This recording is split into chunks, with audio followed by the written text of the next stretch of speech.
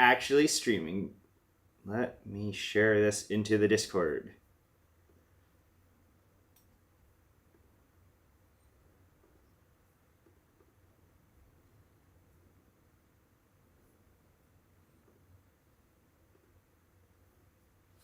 Very cool. Okay. I have lots of things to go through for fun.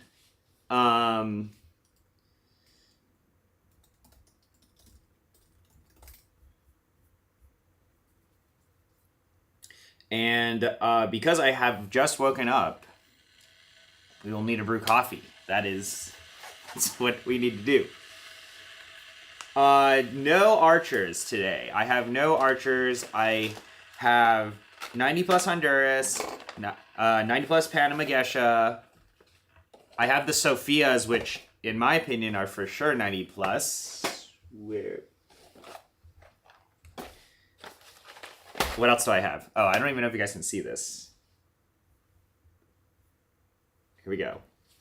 I needed to film a video for work stuff, so I have all of this set up, but I will do that later. I have to talk about holiday coffees. We have holiday coffees on Xbloom. Pick them up. Thanksgiving related. There is a duo of these coffees. It's a coffee from Regalia. And then we also have a coffee from Onyx. But this will be on the Xbloom YouTube channel. Today, we're gonna do some... So I gotta move this guy out of the way. I just have a lot of water in it, so it's like a little scary. And then... what we'll do is we can brew some expensive coffee, because why not? I wish I had more of this Costa Rica. This Costa Rica is incredible, but I don't have any more of this coffee, or I have a little bit left. Actually, this is oops. I don't know how much this is. Let's weigh this. This might be enough for a very small UFO brew.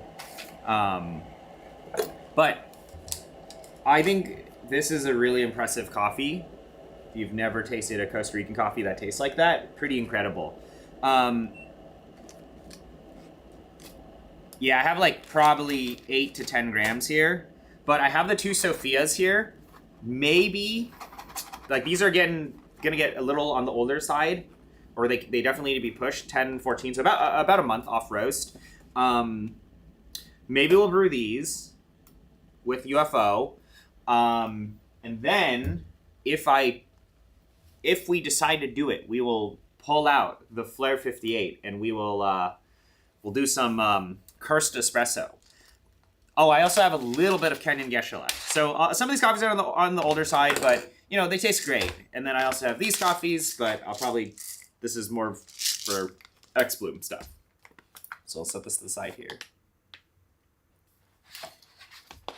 Or do we put a plug more 90 plus coffee? You see that? It's beautiful. No low scoring coffee allowed today.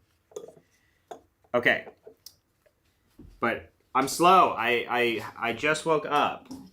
You know, have these stay up late doing some degen stuff. So yeah, but I think probably, is it safe for me to listen to this stream while riding my bike? Possibly. You can, you know, I was gonna do this anyway. I was gonna brew coffee as I woke. You know, I woke up. We gotta brew some coffee to like actually wake up. I'm using the UFO because it's super fun. It's very fast. Let me get some water.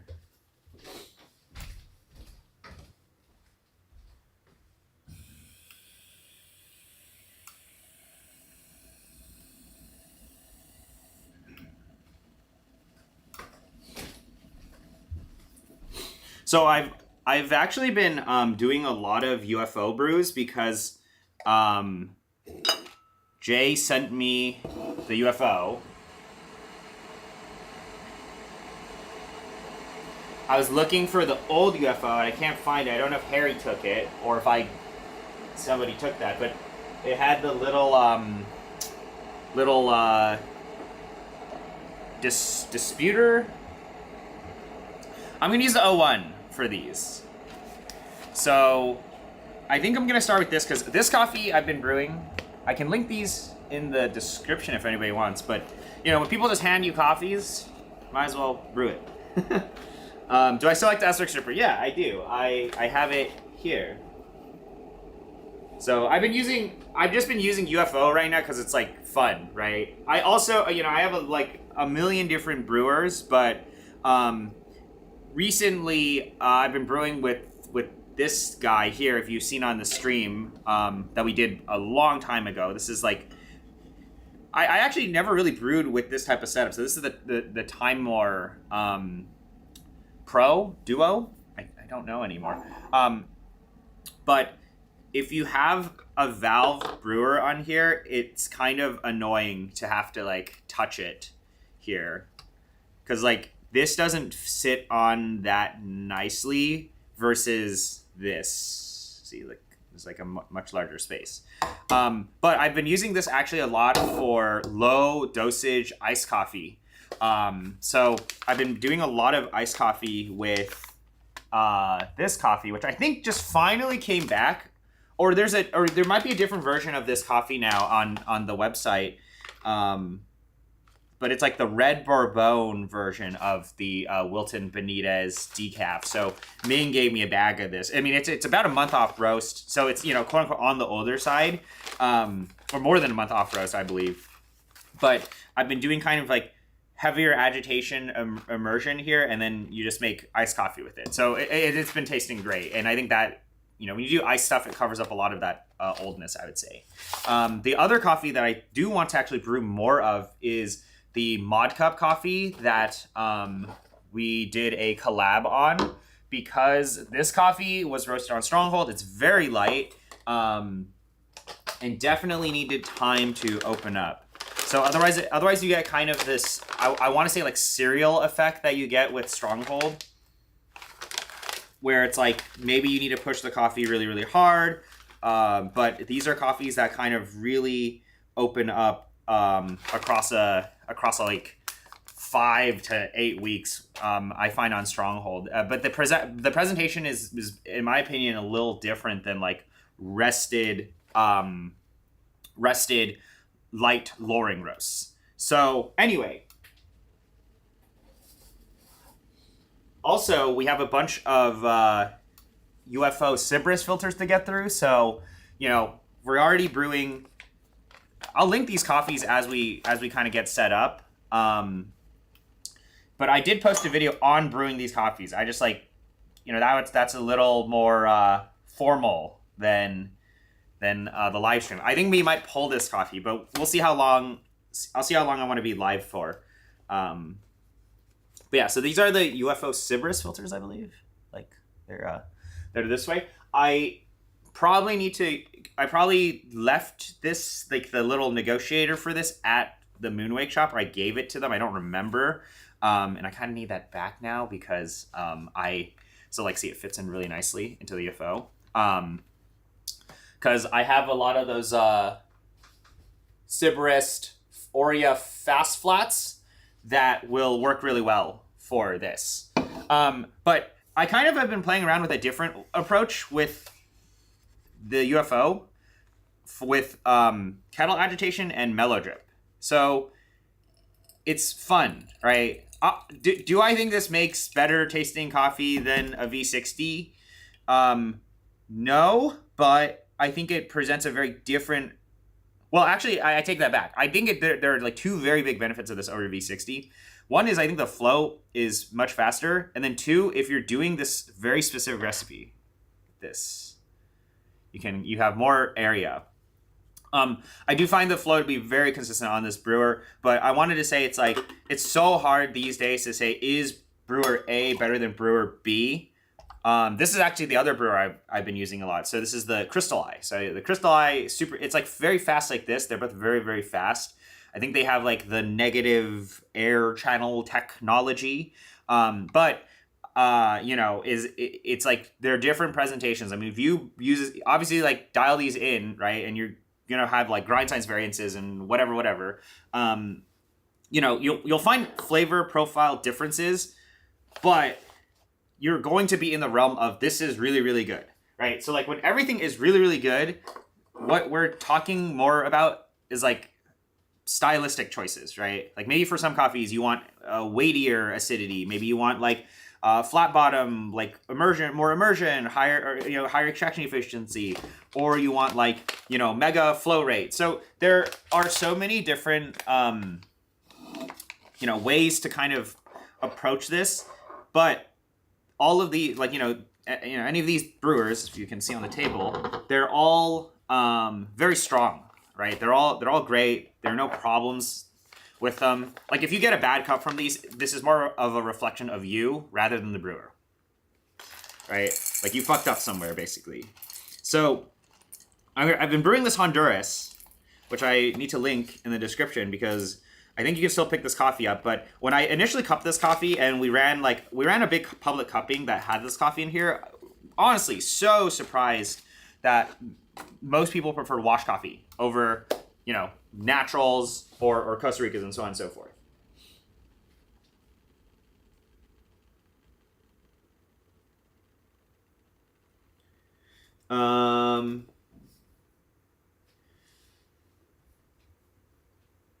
Yeah, but the this Honduras is incredible. I say this because I am a bigger fan of wash coffees, of course. So we're brewing this coffee now. UFO has the Sybrist filter in it. You know, it's very cool. Look at that. I guess there is like a little gap here, but I think that'll kind of, that's why you need the thingy. But I'm just like, this coffee tastes great. So I kind of, with these coffees, I am, okay, as much as I like acidity presentation forward with this, and this is like incredible when it comes to, if you do the V60 recipe that I really like doing, you know, dump a shitload of water on it, very, very heavy agitation, do some amount of wet WDT at the beginning, let it bloom, so on and so forth. Work together with wash coffees to really bring out, like, I would say the first note of acidity. Like on this coffee, I'd say it's more of like, you know, there's like, in this coffee, I think it's more of like a lemongrassy acidity. But if you combine this, like this is like the logic of pour over, right? I don't know, right? Like science, there's like science behind this, probably, maybe. I don't know what coffee science is. But if you like logically think about this, you're like, this does this, this does this, this does this. You can now pick and choose what you want. And that's where the tools really help out. So in the video that I posted, and we'll do this live, very scary to do things live. In the video I posted, I need one more bean here. I do wet WDT, and then I do heavier mellow drip agitation. I find heavier mellow drip agitation, which means pour heavier through here, gives you that mellow drip effect. Like if you watch the video where I did the mellow drip on the stream, right? I was like super slow. You pour very slow. You get this like super defined acidity, defined, you know, details, right? But you sacrifice dynamics for details, right? That's like the kind of thing why I find kettle agitation give you the most dynamics. Does it give you the most details? No, but this gives you some amount in between. But if you pour hard with this, if you like heavier kettle agitate, it does actually give you a little bit of those dynamics back without sacrificing too much of the details.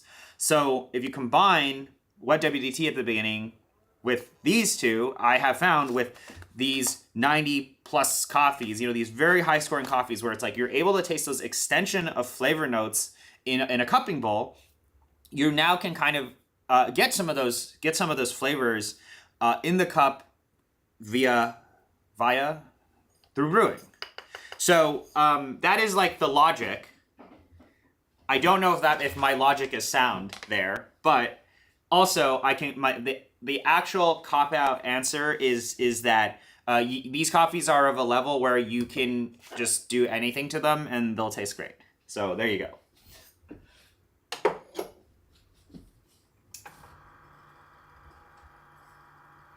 I was using 5.8 on 01. My 0 point should be calibrated, although I have never actually checked. We don't know.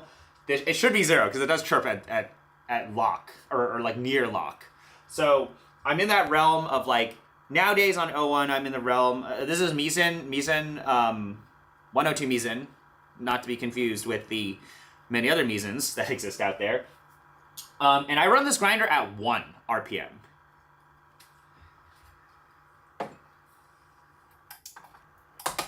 But I find anywhere between 6 and 5 have been very strong for the dosages of coffee I'm doing, which is nowadays 15 to 10 grams.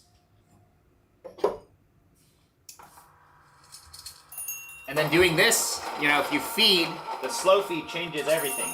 Oh, I fed it too fast. I also don't know if that mic can pick this up.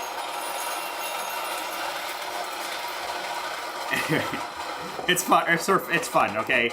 I don't care too much these days. Like, my experience of the coffee is not worse because of RPMs. And then on 01, if you do it at actually 1 RPM, there sometimes are some coffees stuck in here, so I do purge. Now I fuck up the distribution of the grounds, but here we go. Absolutely incredible coffee. Very floral, very clean. Structure, cleanliness, like structure and definition, I think are inherent in these very premium coffees. Go, here's my 15 grams. Give it a level. Very light. So I'll brew this one first because I like to start the day with a coffee I actually want to drink. Watch coffee. So, and then this is the fish. The fish is the greatest brewer of all time. Not the greatest kettle of all time.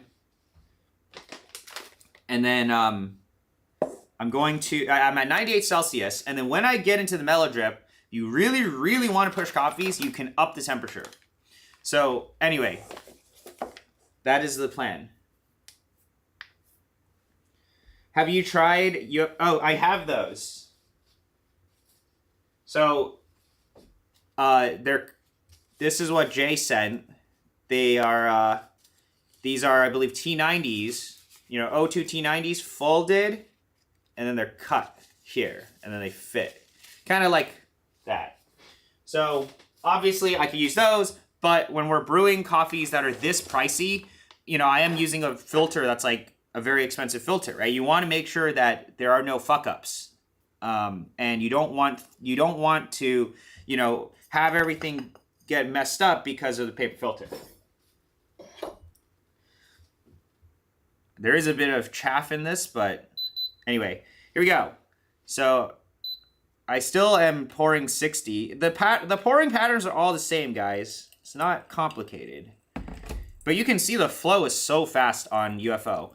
And I do find that you need to pour a little wider or be maybe a little more aggressive with wet WDT if you want to, agitate the bed because of the 80-degree angle. So, you obviously have to like go around more, right? To accomplish the same wet WDT effect. But that's incredible. I mean, it's so floral, lemongrassy, smells sweet, and it smells clean.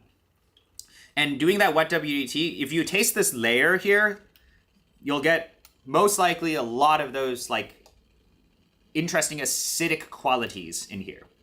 And then this now we can up the temperature to 100 Celsius. Although, or like, 98, 99, it's going to be fine. 1 minute. Then we really get in there and we are pouring here to 170.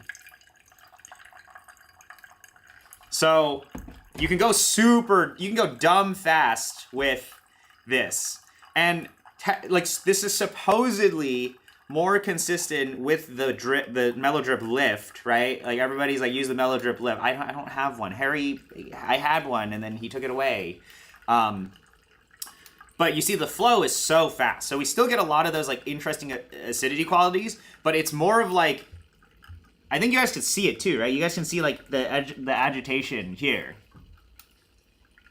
And the timing on this, the water like should flow more evenly, like through the bed with this type of agitation versus like the full kettle stream agitation. So your brew times are actually quite extended. And I'm pouring right when there's just like a little bit of water at the top. And I pour this up to 270. A little over 270, but there you go, 274. Which is actually a ratio I rarely brew at nowadays. I kind of only go to 1 to 17, but you can grind really fine with mellow drip. And on 01, I have started to enjoy 01 in your 1 to 18, 1 to 20 mega extraction world. And I don't really do any sort of bed agitation to like clean up the visuals of the bed. I more so care about filling enough water to like push fines and push all this stuff out to the edges there. And then you'll see it's very similar to if you did the heavy turbulent V60 recipe that I just do with direct kettle. You'll find like all the chaff and all of the other bits to sit at the top. It's magic.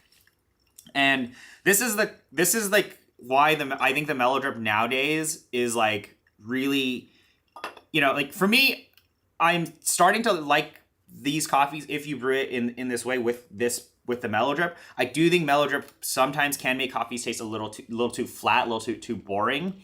Even though the numbers, right? The numbers are good. And not every coffee can handle the slow mellow drip style of brew. But we're now getting really deep in the weeds, and we're like, okay, the shape of the brewer, the paper filter, the grinder, and the mellow drip, like, there's like different combinations and directions you can push flavor profiles to. And with coffees like this, when there are so many inherent qualities and depth and complexity and so many, this is what high scoring coffee tastes like, having all the tools is actually very helpful in pushing the flavor profile into whatever direction you want. So that's like, just a quick note on that. If you take a look at this bed, this is what I'm kind of going for nowadays. See if the camera can show. I don't know if you guys can see this, but as you see there, when I'm doing the heavier mellow drip agitation, obviously the 01 is honestly a very low fines grinder. And I don't really find Honduran coffees to create that many fines. And I'm not grinding at the finest in the world, but as you see, I am getting, more extended brew times. But you can see because of the mellow drip agitation, we are pushing everything. Like as you fill this up, these fines are captured in the side, in the like air channels or whatever, right? And then you see the chaff, and you see all of those bigger bits float at the top. The bed doesn't look very good because probably of my direction here, but I don't think that matters too much. I think final bed visuals are not. I guess like nowadays I'm not too concerned with that. I'm more concerned about like, does this stuff, my camera will show, does this stuff here, the fines, spend less time touching the coffee? So that is the logic. Let's give this a taste. This is the first cup of the day. There you go, UFO.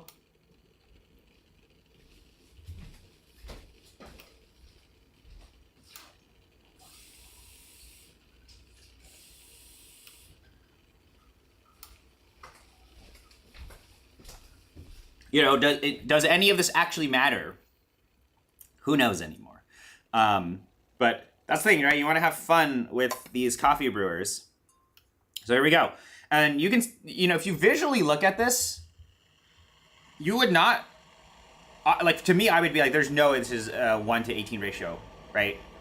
Like, this is the really cool thing is that when you start pushing these coffees in the harder, there is some of this muddiness that I find with high extraction that can be mistaken for body. But if you look at this and you're like, okay, this is clearly to me a very well extracted cup of coffee, right? You don't even need to taste this. You don't even look at it. You'd be like, okay, but that's like, there's some shit that's been done to this. But then it's surprising to me to say like, okay, this is actually above 1:18 ratio. This is 274 or something, right? Slightly above 1:18. And not every coffee and not every roasting style can handle this. So this is why, like, when you push coffees this hard, if you have the grind, this is where I think the grinder really saves you, the water really saves you, and of course the coffee can really save you. But it's like, you're gonna run into two problems when you push coffees this hard, right? Is it gonna be, can the coffee handle it? And can the grinder handle it? Right? And in this case, I think it's yes. Like, obviously, yeah, you spend thousands of dollars on something, it better be able to do this, right? And you spend a lot of money on coffee, it better be able to handle this type of stuff, right? Maybe. That's like a different way to think about it. But smells amazing, floral, crispy, like really, really, really just nice flowers. Structure. Lemongrass. Coating my tongue. I do get some of this, like, so if you guys have observed with even just brewing coffee, like, without a mellow drip, and this is why I like my recipe so much, is like the heavier turbulent agitation gives you that more like bumped up acidity. That's what I'm experiencing here, but it's definitely for sure not as much as just crazy direct kettle agitation, but there's kind of an extension of flavors. So there are kind of two or three really interesting qualities in this specific coffee, which is the depth of, I'm going to look at chat in a bit, but it's like the depth of acidity. Like, how deep does the acidity go? Like, where is it layered, right? And I think there's a cupping video with Jiyu, and she talks a lot more about this specific coffee. If you look at the original collab coffee, like, she tells you what to look for in the cup, right? And that's the thing, is like, that comes out in a cupping table. That is, I think, very difficult to get in the brew. And obviously, we kind of want to brew filtered coffee. You don't want grounds in your cup all the time. And that's the type of depth of acidity that you're able to accomplish with this. But because we have the dynamics with the initial wet WT bloom and the heavy agitation, it makes that type of experience very more interesting, right? You get like, oh, here's the kick of acidity. It's clean, it's structured. That's incredible. This coffee is fucking amazing. Super floral. I do see like a red apple in it, but to me it's like lemongrass. It's like lemongrass that's sweet, that's clean, that's structured.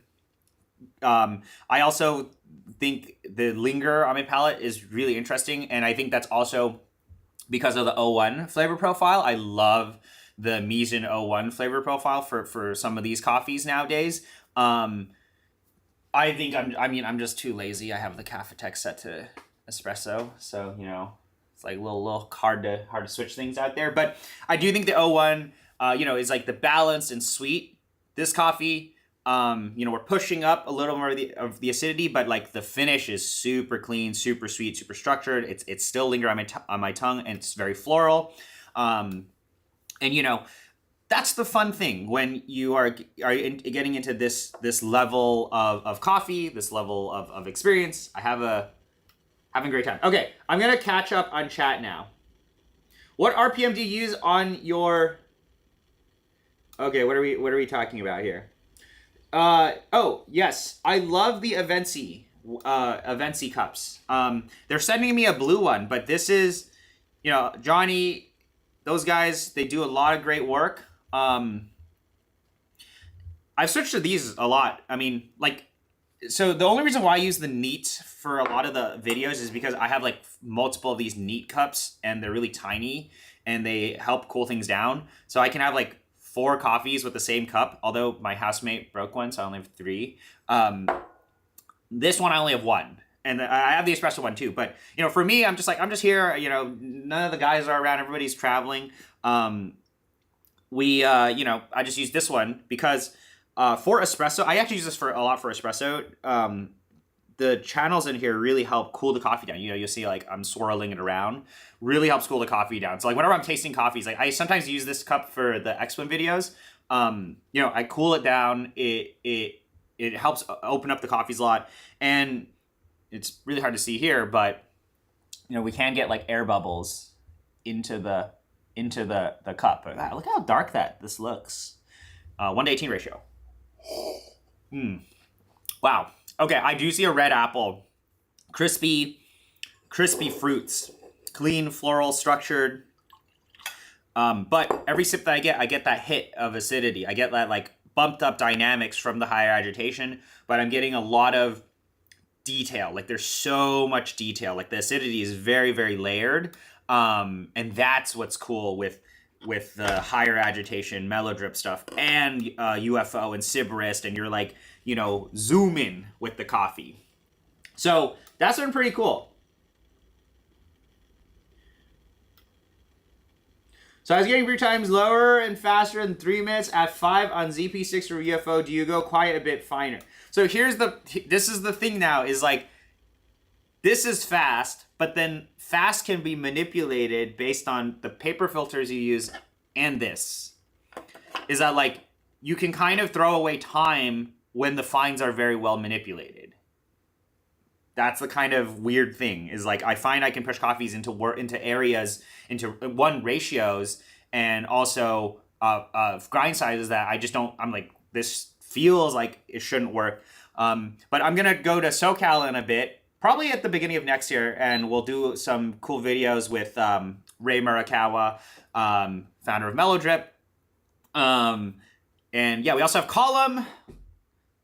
We have the Column. I'm not brewing the Column for these coffees because the Column, I think, really benefits from above 18 to 20 grams.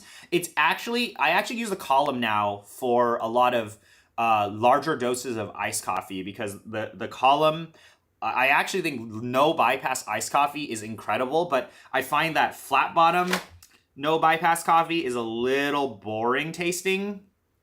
I much prefer things that have like the cone shape now. And the Column is dinky, and it lets you could do like 25. I've been doing 30 gram ice coffee brews with the Column, and it tastes really good.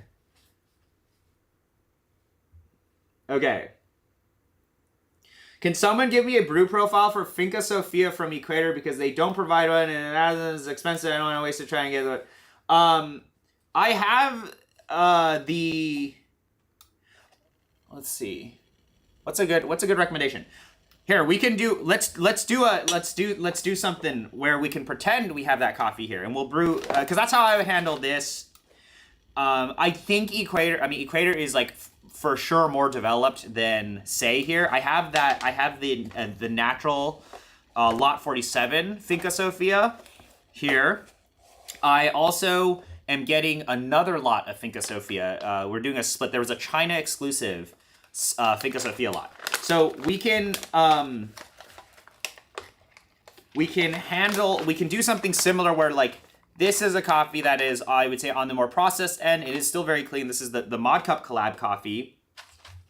And these are coffees like the natural, of course it depends on what gear you're using, but I would brew probably that natural around like 95 to 96 Celsius. And I would go for more like, you know, we'll go for like, we won't push the coffee as hard, if that makes sense. I'm trying to figure out like, what is a good way to brew a coffee like that? What is happening? Why are you guys asking me to eat three beans right now?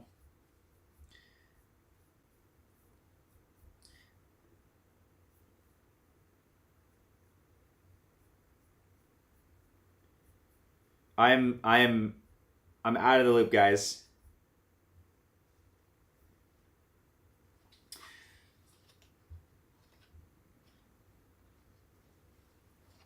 I think all of those brewers work.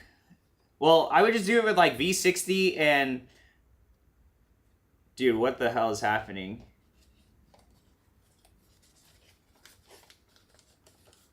Are these like memes that I'm like out of the loop on these memes? Hold on. Do I Google this? Or like, what is this?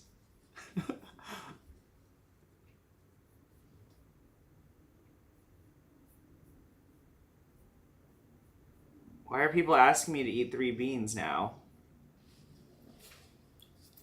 Okay, hold on.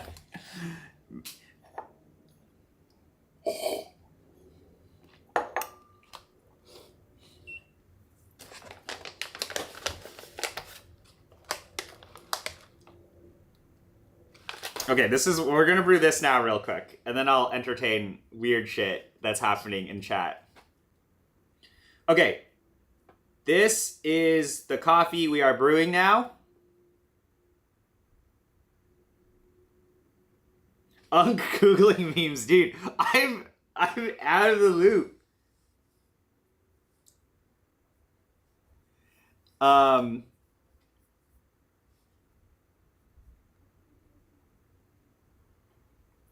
So we're gonna brew this coffee now because we want a very different expression than Wash Honduras. We're gonna brew anaerobic, honey, lots of words, coffee. Well, anyway, this is a Gesha Village coffee. I actually really like Gesha Village. So Gesha Village is in Ethiopia. They grow Gesha. This is the Mod Cup release. We did the collab on. Hydrangea Pod was dope. Yes. And I'm going to put the Sophias away for now. Maybe we'll save the Sophias. Maybe we'll stream again tomorrow and we'll do espresso tomorrow. Oh, I also have the Wash Sophia. Thank you, Howie. You guys want to see some shit Howie sent me?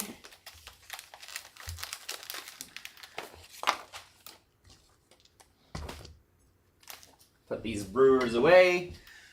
So Howie sent me, shout outs to our friend. Actually, let me put the fan on the camera.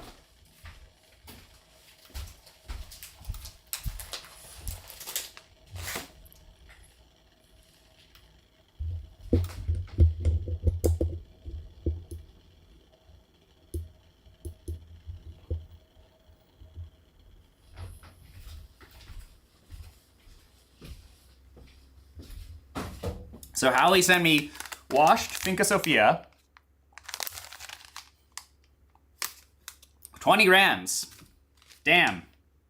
That is, so this was 125 grams for $80. He sent me 20 grams of it. Big money right there. He sent me Subtext washed Guatemala. I have a bunch of subtext here somewhere as well. Luminous lacto fermented Ecuador.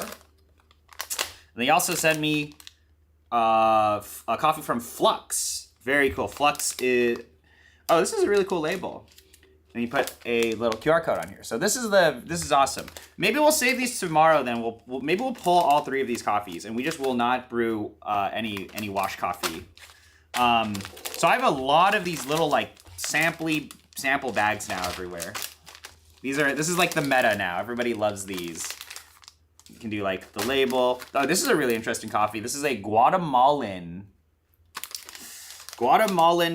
yellow Catuai. That's a natural. That is like, does not taste like what I think Guatemalan coffee should taste like, which is super amazing. So we'll throw these off to the side, which you won't be able to see. And instead, we'll brew this coffee. Howie's already in so much content though.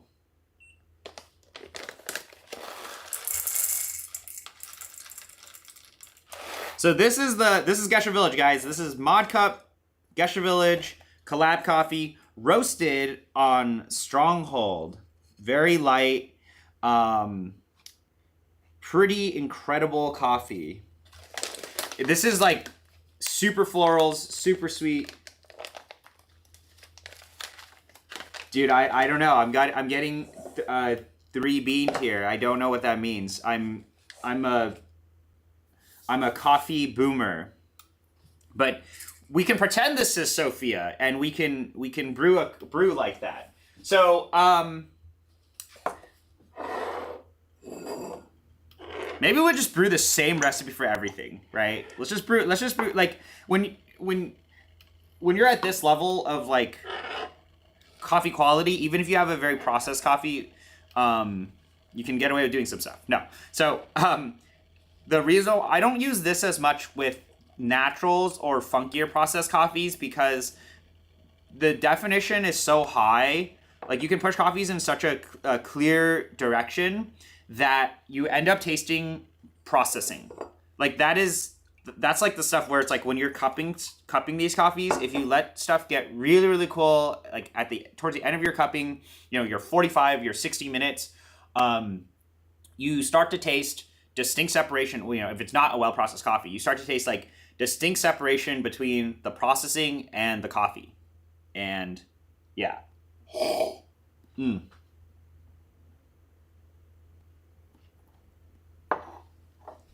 Dude, I don't even know what that means. I'm so out of the loop.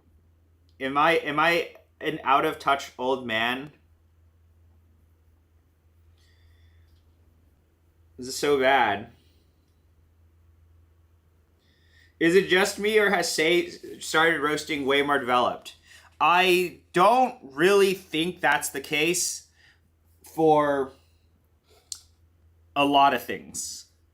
I do think for some of the coffees, I have found them to be like way lighter, but I do think in today's world, you know, these are coffees now that like you don't have to like whip out all the tricks to like understand that it's a really good cup. Obviously, they're still really, really light. But I think it is more dependent down to coffee now, because like the Pepe collab, I was like, wow, the Pepe collab felt so much lighter than some of these, and then the Sophia's felt really, really light, and it felt like you could really push them. But I find that you don't have to push, say, as hard as you did maybe in 2022, but like the roasting has actually gotten lighter, but it depends on what coffee you're talking about.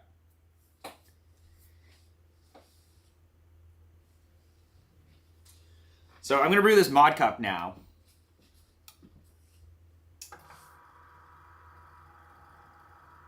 So I was at 5.8 for the Honduras. Now I'm at 6. So I went a little coarser.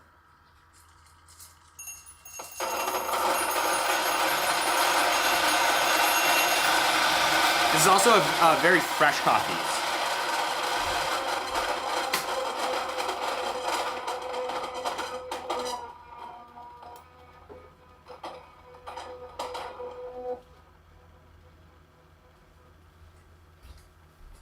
I also am running out of carafes. Oh, this carafe won't fit. This is a tragedy. Here, we'll pour things around.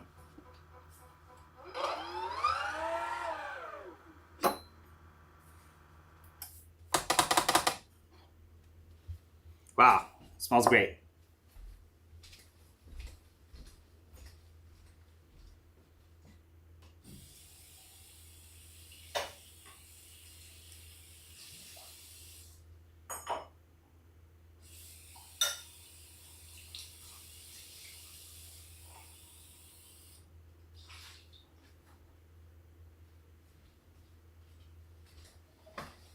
Here, let's pour the rest of the Honduras into here.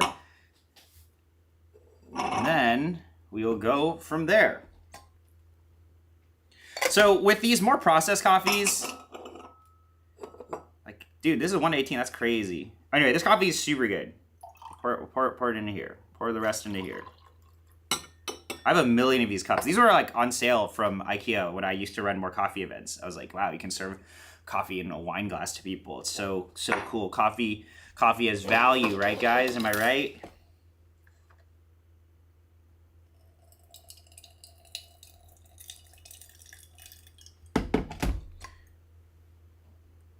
Maybe, okay, actually with this coffee, I'm so curious if we do heavy mellow drip agitation. Like if we do the same recipe. So here's the thing, you can always use the same recipe for everything, you just need to adjust the grind for it, right? Big brain talking right there. But this coffee, I don't know how much of it is left now, but it's the deep cuts release from Mod Cup. I ground it up. It is on the fresher end right now.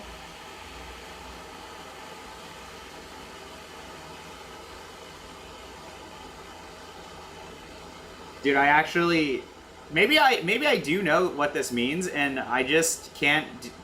I can't. I have to like appear like I know what, or I don't know what it is. I'm like not fucking awake right now, guys. I wish I could stream like a Twitch stream, but this is like the worst niche to be in. Coffee is like, this is bad. I would not become a personality in coffee. I think content in coffee is terrible. Like, don't like, if you want to be like anyone, this is like the wrong niche to be in, because we are like such a small part of the internet. It's so bad. Although, you know, sometimes, well, I was gonna say, I was like, oh, although it's like really cool to be in like a very you know, a niche of a niche, but then I realize I've met some of you in real life, and I'm like, damn, that's my audience. Feels fucking bad, man. So anyway, we ground up the Mod Cup. We're letting it sit. It is super sweet, honey, floral, very clean. Also, I think I can multi-stream. I'm just like, I just don't. Should I do that? Because the main thing with multi-streaming is like, I'm like, dude, I don't know if I have to like, I think Twitch attracts a very different type of audience. I think the ultimate answer is I need to become a Rumble or Kick streamer in the coffee niche. That's like, you know, nobody's touched those areas.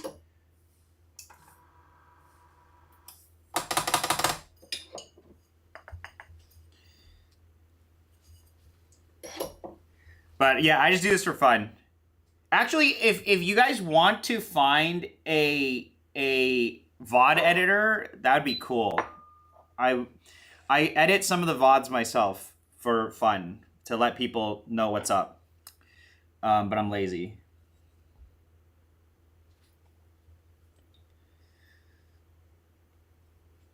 You have to understand, like,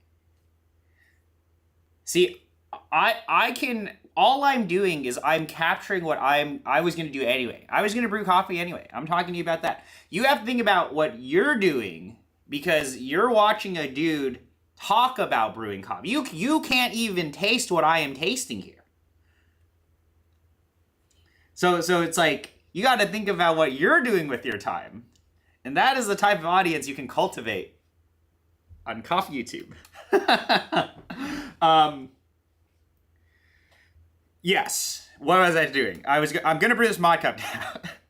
But yeah, anyway, I just want to, and then like you get just. I'll brew this coffee. And I'll talk about, like, I'll just ramble on about shit because it's fun. The Honduras is fantastic, Howie. If you've like is this the first time you brewed the Honduras? There's so much structure and depth to the Honduras. Let it really cool down. Crazy lemongrass.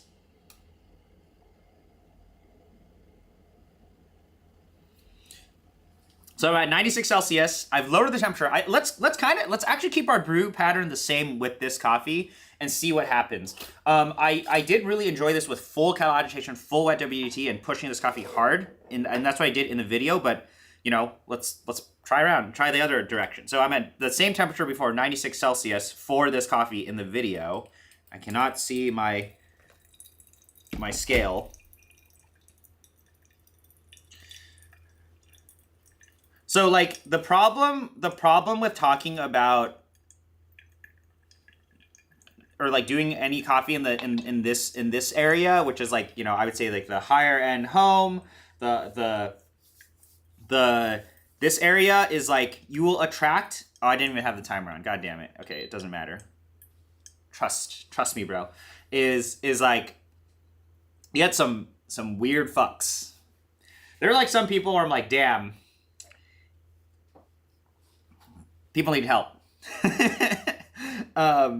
Yeah, like you attract some of the nerds that are like a little off in real life. You know, like I'm looking at the numbers reversed, by the way. Okay, close enough. Damn, this coffee's hella light.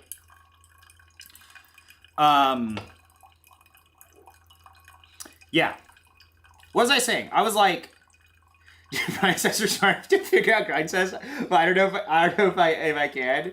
Am I trying to convince you to stop watching the streams? Possibly. I'm trying to convince some of the wrong people. Like there are some people that are just a little goofy in real life who I've had to interact with because of the things they've seen on the streams, and I'm like, you know, you guys know how it is. Go to a hold on, let me finish this brew and I can give you guys an analogy because I am also guilty of being a part of these groups. 265. We're brewing slightly lower ratio. What was I saying? So imagine a room full.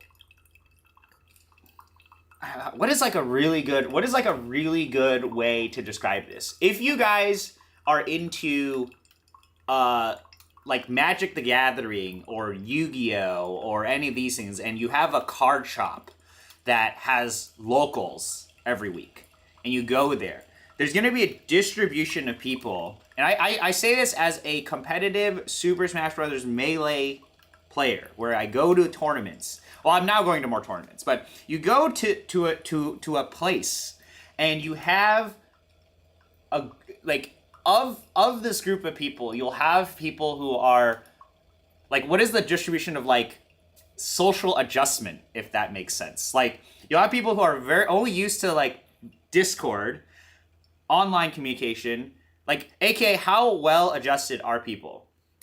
And this is a challenge when we're talking, when you end up in the world. Okay, so this brew finished at like pretty fast, actually, around 3 minutes. Actually, not fast. Finished around 3 minutes. That's kind of what I was looking for. What I'm trying to say is that some of you are not as well adjusted to the real world as you think you are.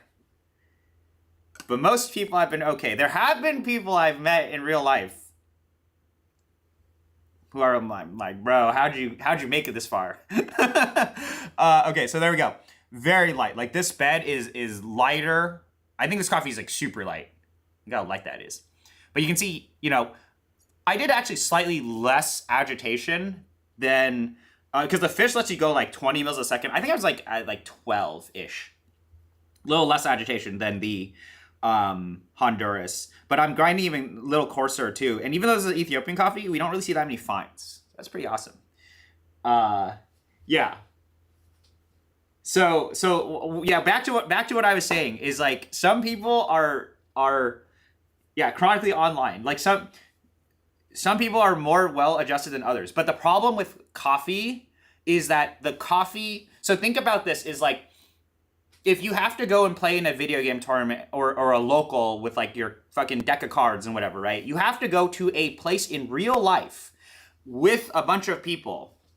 And there are certain types of behavior that you can't be a certain type of way, you'll get kicked out of the tournament or you'll get like weeded out, right? Like I've been in melee tournaments where like I've beaten a guy, he's gotten tilted and he like threw his controller, right? So like, you know, that's the type of behavior that like if you repeat that behavior, you'll get like weeded out, right? You'll like the TO, the tournament organizer will like ban you from that shit, right? Like, dude, you can't come to the tournament anymore if you like act like a dumbass, right? In the coffee space, think about nerds. Think about like home enthusiasts. Home enthusiasts, like yours truly, you're like, I am too good to go to the coffee shop because the best cup of coffee is at home now. So there is, and there's no like weekly meetup, right, of like shops. So like you don't go to the coffee shop. There's no place that can like weed you out for being a dumbass, for being like, you know, not well adjusted, aka chronically online, right? and like there are some of you that I have met, and you're self-aware. I know you're self-aware that have come up to me at events, because we only have like a few events in the coffee world, and I'm just like, bro, you can't be talking like this in real life. How did you make it this far? So like that is the kind of difference I think, at least what I have observed in these like hyper niche nerd activities, is like, I think in the coffee station we don't have anything that like actually like weeds people out for like, you know, questionable behavior. You guys are all fine, but like, yeah, it's just like I'm just like, guys, you can't. There's only.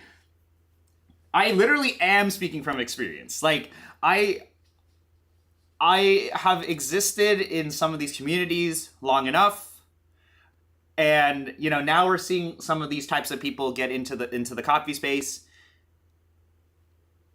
Is that good? I think so. I think these people all have money. They're all great. You're all nerds, you know. But like, it's just like there are levels to this. You know who you are. You know who you are. I did some events recently, and some people.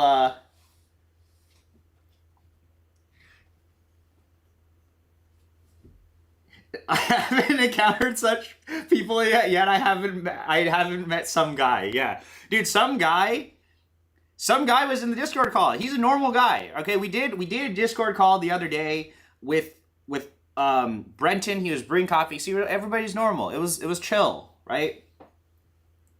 R/Barber in a nutshell. Yeah, like I don't know. I'm just like, man, some of the stuff. It's just like I think this hobby, like, because.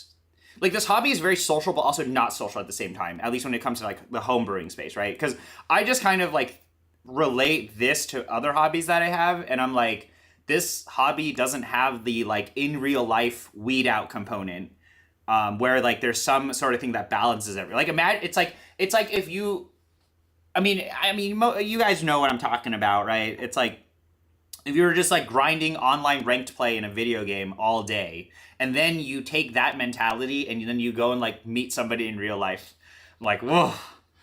And then this is the shit I have to deal with when some of you guys roll up. Although I do really appreciate that you guys come and say hi. There was like a guy who came up to me the other day and was like, I don't know.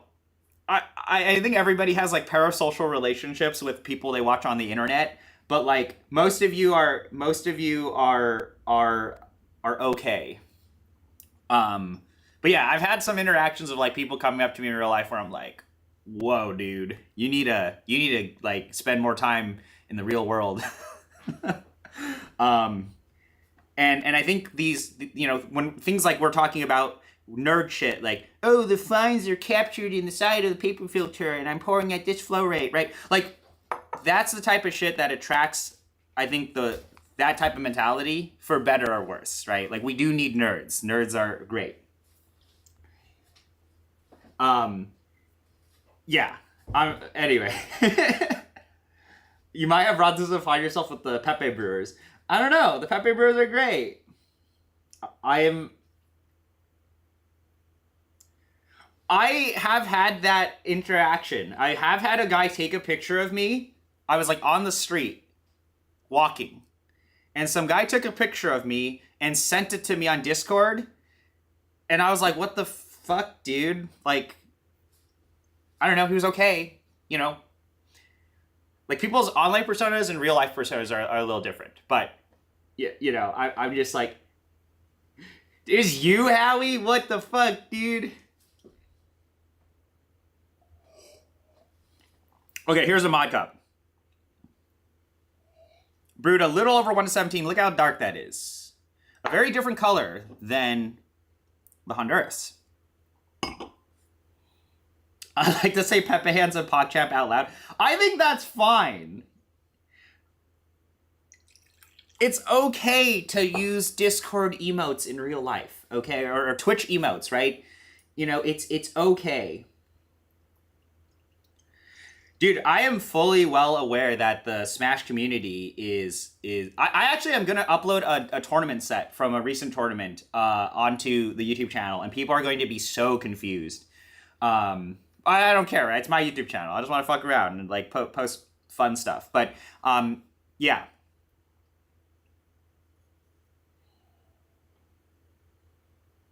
How he was conducting a Julian review. I need to go and hang out with Julian at some point. Okay, but this is the Mod Cup, the Gesha Village, honey processed. It's been fermented in Mosto. Oh, wow. That's really nice. I did not expect this brew style with the mellow drip to work really well with this coffee, because I felt like this coffee, I would get maybe too much distinct separation of processing and everything, and the Gesha flavor. But that's really nice. It's like honey syrup, honey on my palate. It's very floral forward. The Honduras is very the Honduras is very lemongrass acidity, structured acidity. This guy here, floral forward. There's a little bit of, I think it's like a peach acidity that is under the florality. And if you guys have never tasted Gesha Village coffee, there's kind of this like, or at least this type of Gesha Village coffee, there's a lot of like honey layering. It's kind of like biting a honey covered fruit, or like the peach syrup from canned peaches. Very, very sweet. And there's this massive linger.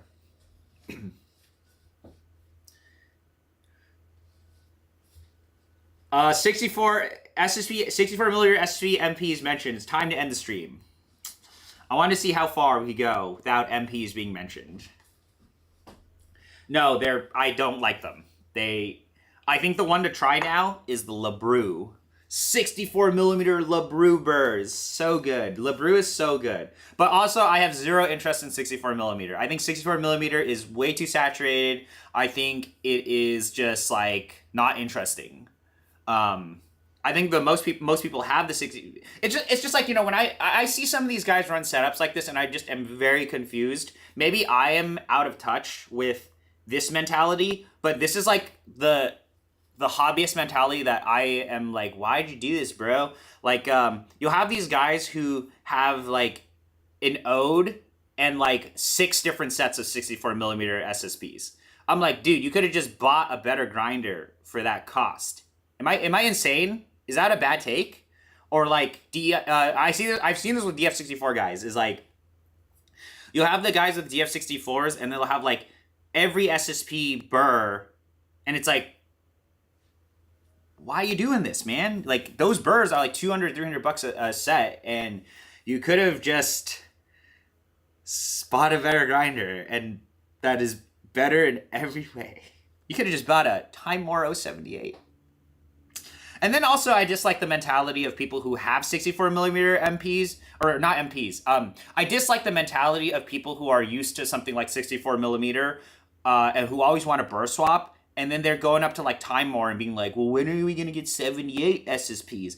And they have this, like, they're so hell-bent on this when they haven't tried 078 or 078S, and they write it off.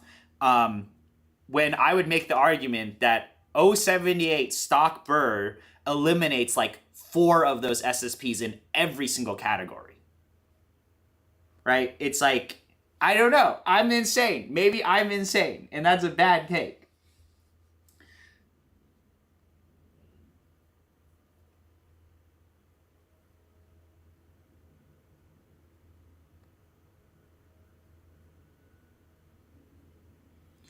I think 83 millimeter is good. 80 is great. 78 is great. I guess, yeah, that is true. But then it's like, if you take a step back and you look at total spend, I'm like, bro, you just dropped like $2,000 on, like, you know, you have a shitty grinder with 6 like adjacent upgrades. You know, it's like, you could get rid of all of that and get one thing that is a better thing than everything else.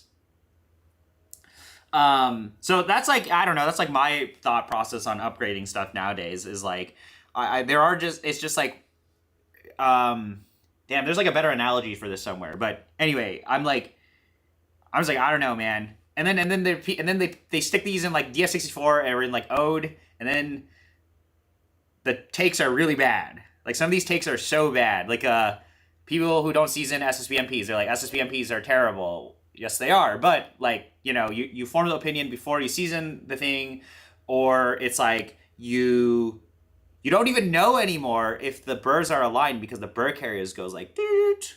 So yeah, but I think it's just like I think there's a level to this where it's like if you actually have like like 4 to 5 of those 64 millimeter burr sets, you only have one grinder.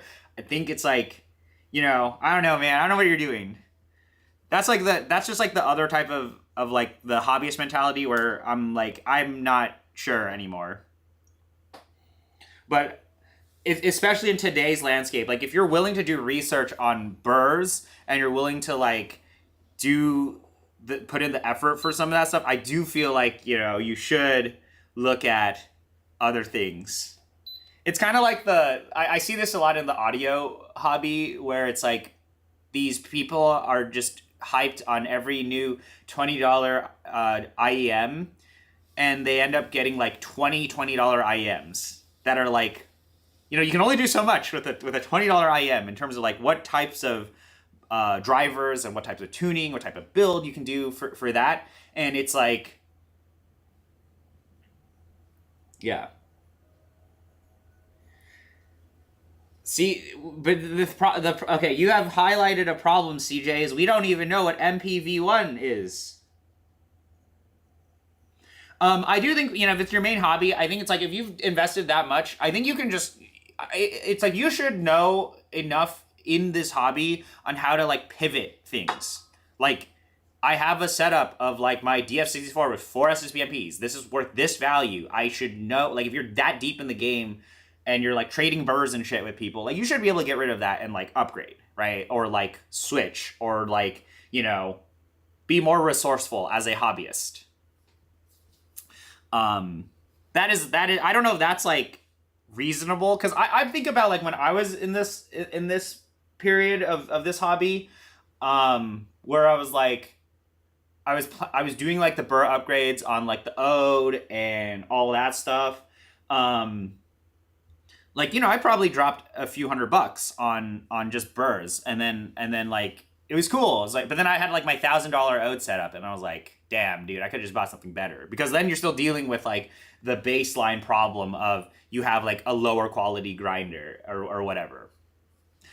But that was when I cared a lot more. Right now I don't care. But I'm just like I'm trying to have the base takes now where I'm like, damn, dude, Timor, fix everything. Like I guess like my main gripe is just people who are like who wanted SSPs who have no familiarity with SSPs and who have no familiarity with the Timor stuff. Is like I cannot believe that people had that mentality where it was like, I'm not gonna buy this grinder because it can't fit SSPs in, and they have not tried how good the timers are.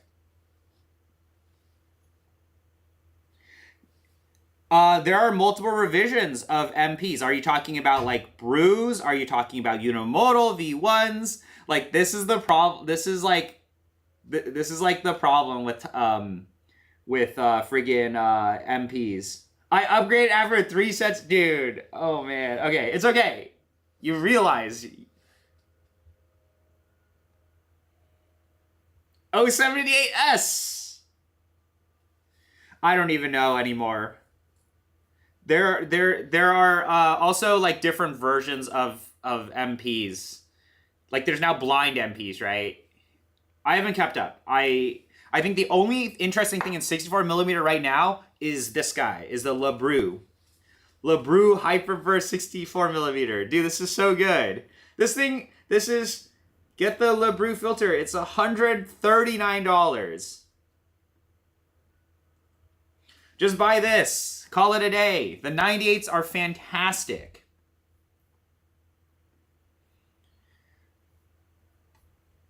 And he's making 78. Dude, this guy's insane. You can buy 180 LeBrew Ryan, the Chinese technology is so strong now. Friendship ended with SSP. LeBrew is my best friend. So good. Okay, Mod Cup, now that this is really cooled down.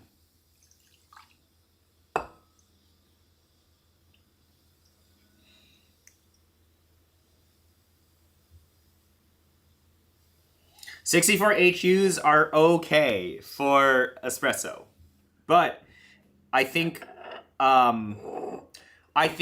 in today's world, anything with like sweets are amazing. LeBrew sweets are probably the ones to buy.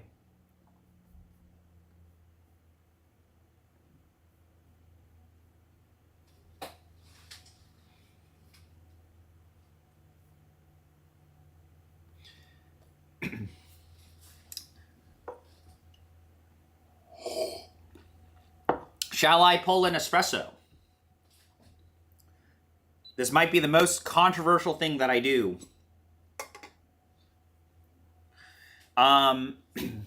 Yeah, maybe let's pull an espresso on the Flair 58.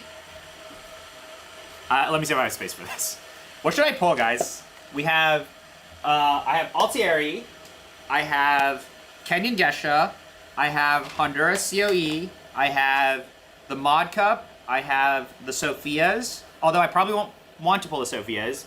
I have a million of the Say coffees. From the sub, where I had an open bag of Altieri. Maybe let's do that one.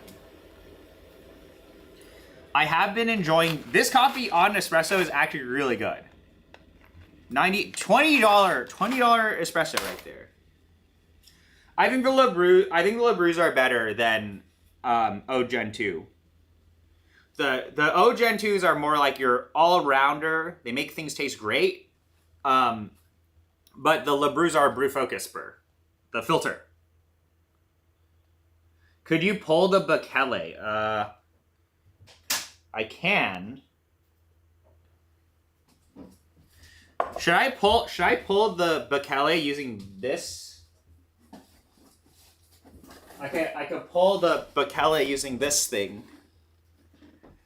Actually, let's this is like needs to get packed up, so we'll not do that.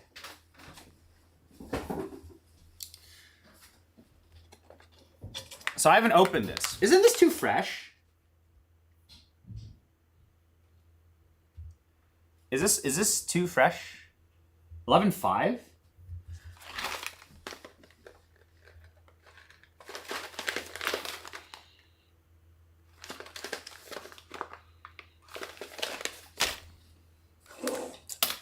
Okay, boys. Hold on. Let me think. Okay, so first of all, Mod Cup's tasting great, Honduras tasting great, all these coffees are tasting great. I'm gonna pull some fucking blue slushy coffee. Why do I do this? The way you write dates is wrong. Is this too fresh? So we're selling this on X-Bloom, that's why. So I needed to do, I was gonna do like a cool little video on brewing these coffees with X-Bloom. But yeah, we have this coffee and it's a 11.5 roast if you guys want to pick it up. I will shamelessly plug this in here because I can do that. Altieri for espresso. Okay, or maybe we can do both. Let's do Altieri first. I was pulling the Altieri on the Mavam, and I've had some really fantastic shots. I was doing 17 to 60 with the Monolith Flat Max. Although maybe for this one we'll use 01 or something. I don't know. But this coffee has been fantastic on espresso. Very creamy, very layered, very classic Panama Gesha profile, but not exactly classic Panama Gesha. I find Altieri coffees to be much more expressive than something like some of your Jansens or those types of coffees. So let's talk a little bit about how we will pull a coffee like this while I set this up. So this is the coffee we're going to pull. I'm going to link it in the description, or I'm going to link it in the chat. So, this is an incredible coffee. So, 90 plus wash Panamanian Gesha. Light, big beans. Clean. Altieri is a really cool farm. And this is not the most expensive. Like, I think this is a great example of if you want a Panama Gesha coffee profile, but you don't want to spend like $80 to $100. Like, this is getting, this is 65. It is expensive, but it is a 90 plus coffee, right? It's great. So what are the cupping notes on this? Let's read. Apricot, mandarin, orange, peach, jasmine, and floral. I do think this is a much more acidity-forward coffee than some of the Alitas and some of, the Jansens. So let me get the flare out real quick.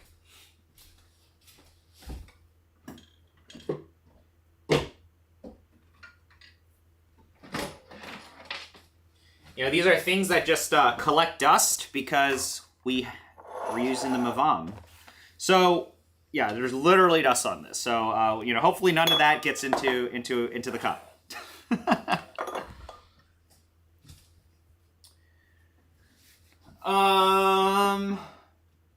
I have a portafilter that fits this?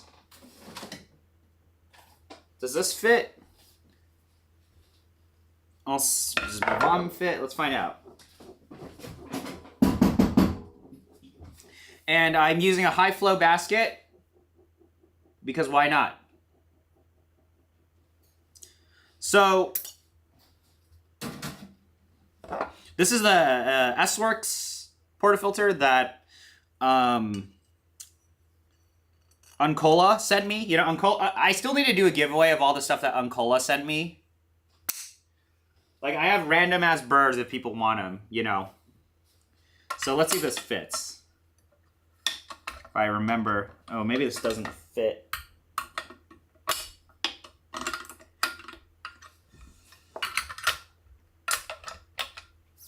Actually, it does. Okay, so let's try this. And I'll try to pull this way, and I can read the values for you. I have the old Flair 58, right? There are like now many iterations of this machine, but I find that with this, it's. I think I have like the old plunger design. I think, or I have the new one. I just never installed it. So we're actually gonna do espresso today. This is like insane, guys.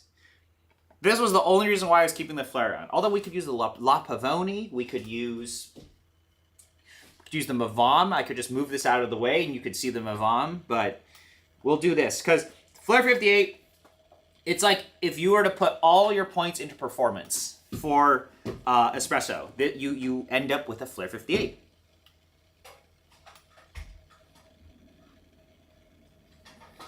I might give this machine away too. I don't know. I don't need this. There we go. I like to use 3 temperature. Although on the new one they added something with the base somewhere. Like you can adjust the temperature on the base, if I remember. And then let me kind of get set up so you guys can see things, and I will make sure I don't destroy everything. So I'm very, very happy with what this Honduras is tasting like. I'm very happy with what this Mod Cup is tasting like. Altieri, so how I was pulling this with the Mavam was I was doing 2 bars of pre-infusion, and then when I was just doing like a classic lever style profile, where I was getting 2 bars of pre-infusion until I saw the first few drops, and then I would my pump pressure and probably puck pressure on this is around 5-ish bars. So it's about, pump pressure is, I think, 5 point something bars. By the time he gets to the puck pressure is probably lower than that. I don't know. I don't care, right? Coffee tastes good. And then I ramp down. So in general, there are like 2 things with all of this stuff that we look for nowadays with, like, despite the advancements in espresso technology in terms of how to like pull espressos, I still tend to veer towards I still tend to veer towards low, either two different approaches, right? Like one is you do slower pre-infusion and then you ramp the hell out of the pressure. So maybe we can pull both styles of shots on two coffees. And the other is the classic turbo bloom profile, which is a profile created by a guy in San Diego called Joe. I bought his Pharos, by the way, if you guys are wondering. And the turbo bloom profile is like you just... This is very dangerous. We're going to need to move things around. The turbo bloom profile... Actually, let me wipe this machine down because there's like... It is kind of dusty. You slam the puck with water for 1 second, and then you let the pressure drop, and then you ramp a lot more of the water through, and you target a very fast flow rate. Does this time more scale fit under here? It doesn't. Okay, hold on. Do I have an Akaya somewhere here? All right, let's take this Akaya and put it here. So I still think it's the same logic can sort of be applied to pour overs where if you have a very aggressive amount of flow in like your pour over or high agitation, you get very acidity forward cups versus a slower flow rate and like a mellow drip and that type of agitation, you get a very balanced cup.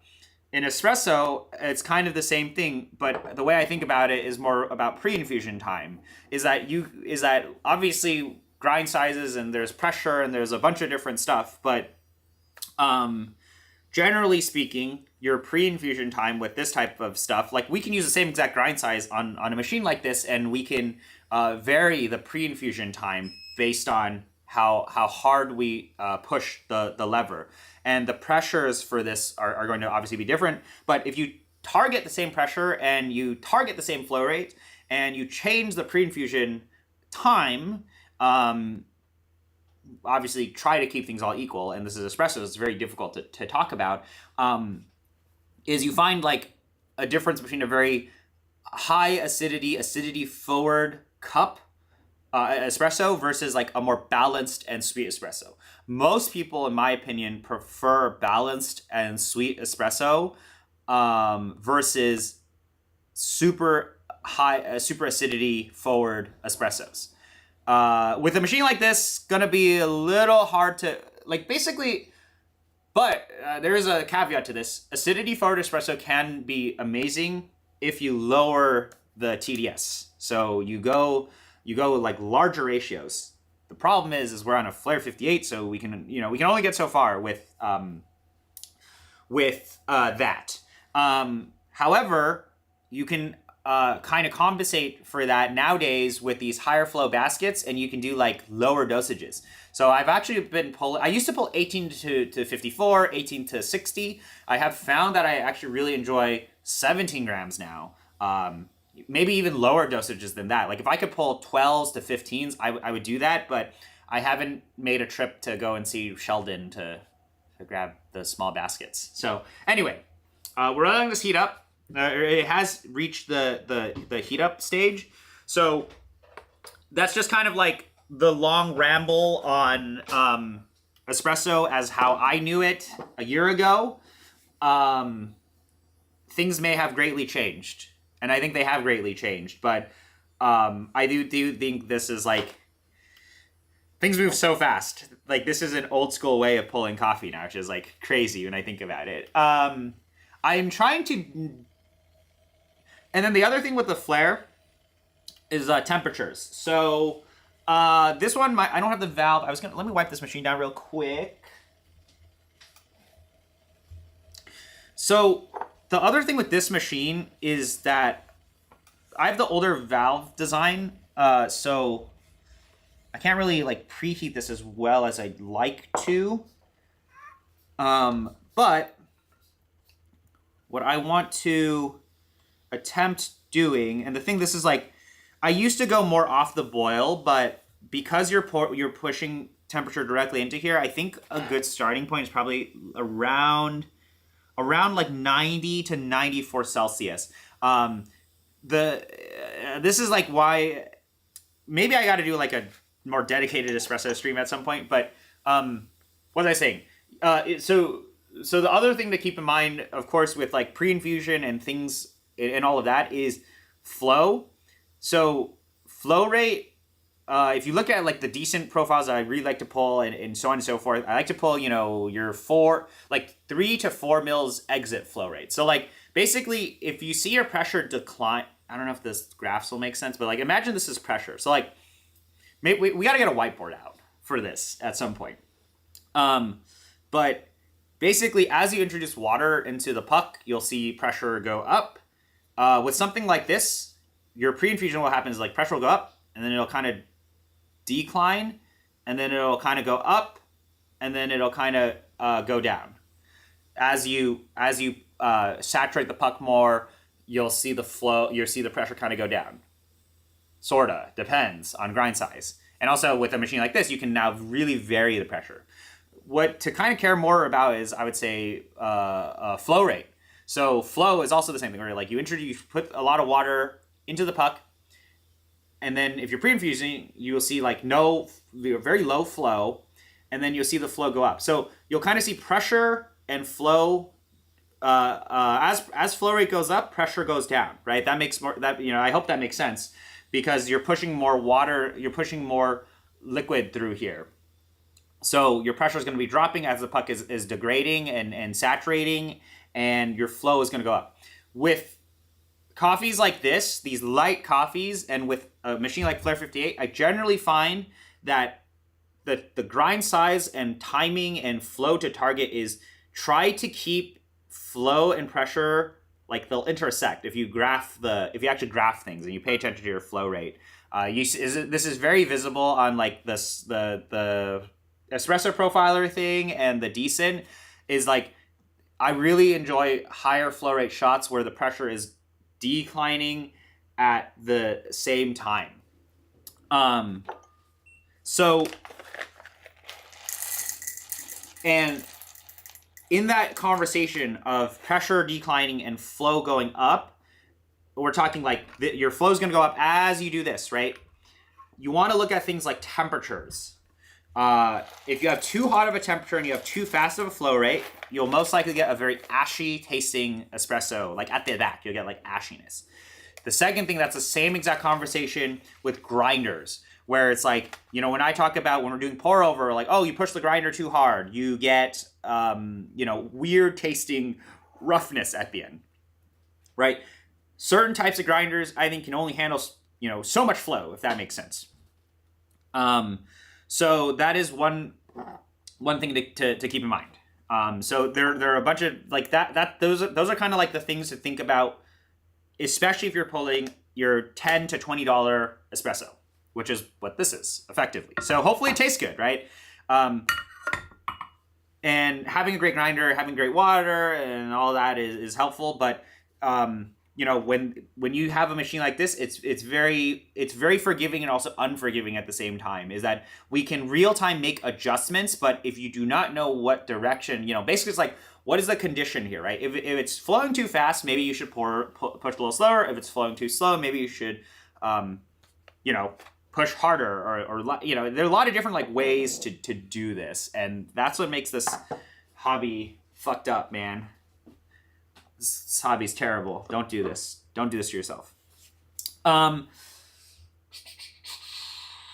guess let's do the 01. Maybe we'll do the 01. Okay, let me do the 01 for espresso.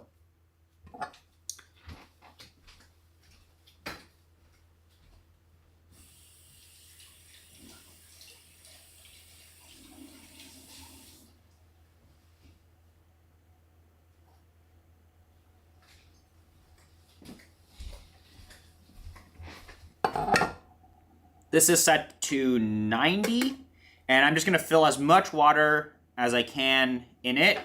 Will this cup fit? Probably. Let me see.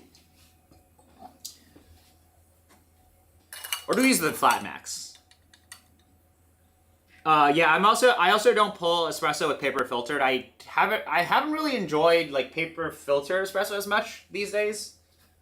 I'm also lazy. So I just use high flow basket. Here, a little grind into the cash cup. On 01, my espresso is around 1.5 to 1.3. Let's try a little on the finer end, like 1.3, and see what happens. And my RPM is also at 1.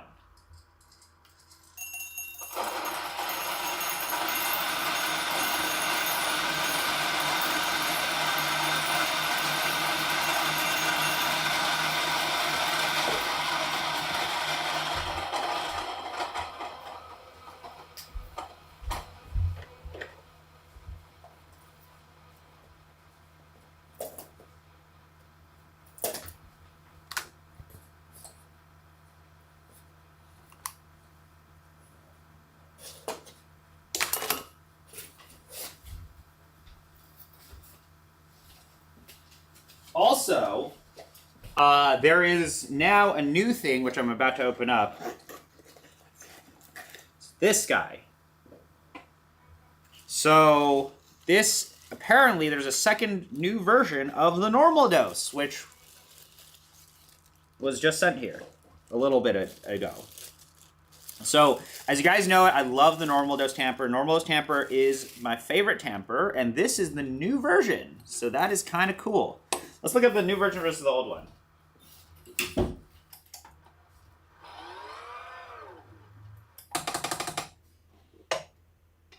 And I still WDT like a scrub. So here's the old one. I've been using this one for years, so you can see it's kind of like reflective.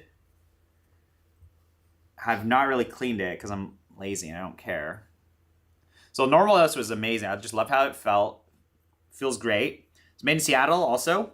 This is the second version, so it's actually a little smaller. For anyone wondering, I don't know when this is going to become available. Like, the guy DM'd me on Instagram and he was like, "Do you want one?" I was like, "Sure." So he sent it over, and this is the new one. Wow. So it is heavier. This is now a espresso gear talk. 298 grams. 340. This is like a different, whoa. That's cool. That's actually very cool. So it's not as reflective. So anyway, we'll use this. Altieri time. Let's pull Altieri. Got this here. My dose is 17 grams. So I guess we could shake things.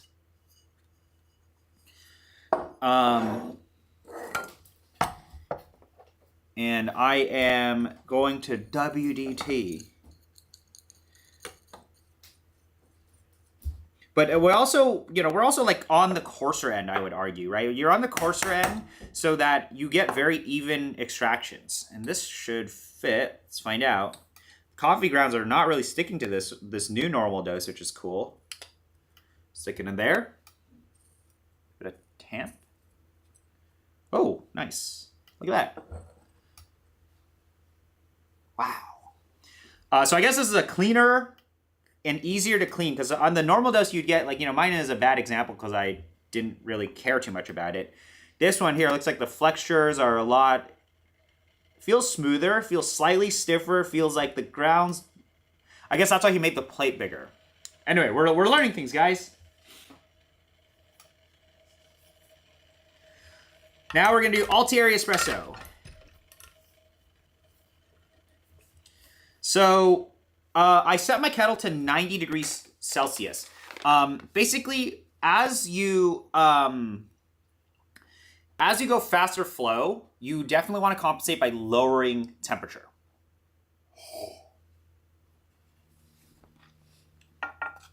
Okay, this will fit. Also, I think my camera's gonna die. We're gonna run out of battery. We might need this might die as we try to do this. Hold on. I might kill the stream for like 1 second to swap batteries.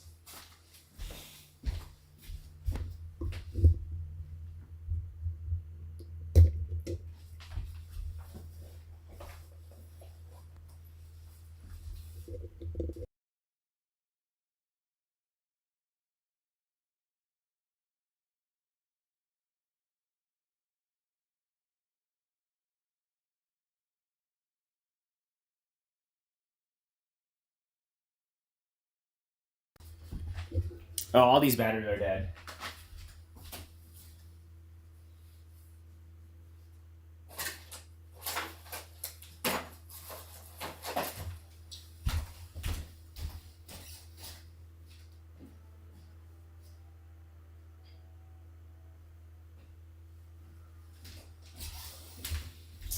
It's because I had my screen brightness too high on the camera, so...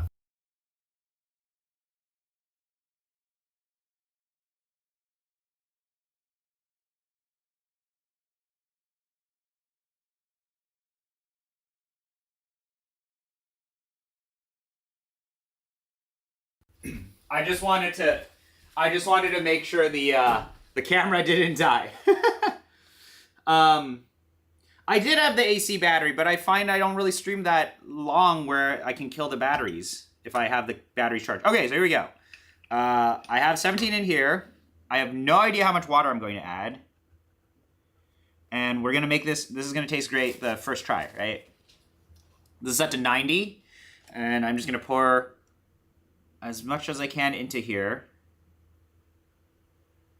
And this is heated on setting 3 on the Flare 58. So whatever the highest temperature is on here. Put the plunger back. Mine is the old version, so I can't fill. And I'm going to try to read the pressure out for you guys. So here, I just did a turbo bloom, so I just pushed.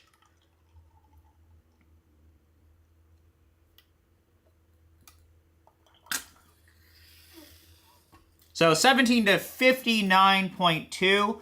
That shot happened in about 15 seconds. So I did the 1 second pre-infusion there. It hit about 2-ish bars, and then I just ramped up, and I think that's about 4 or 5 bars where I was just like pushing down on there. And there we go.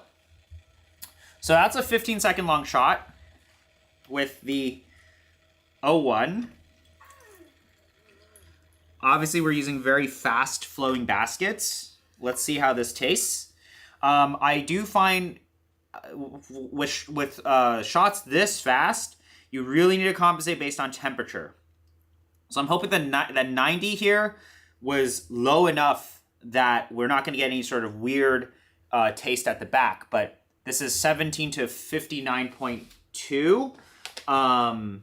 Which is 59.2 divided by 17 is 3.4, right? So like we're in the above 1 to 3 range, which I think is what you should look for with coffees like this. So either this is a $20 sink shot or it's going to be amazing. But looking at this, I think it's going to taste great.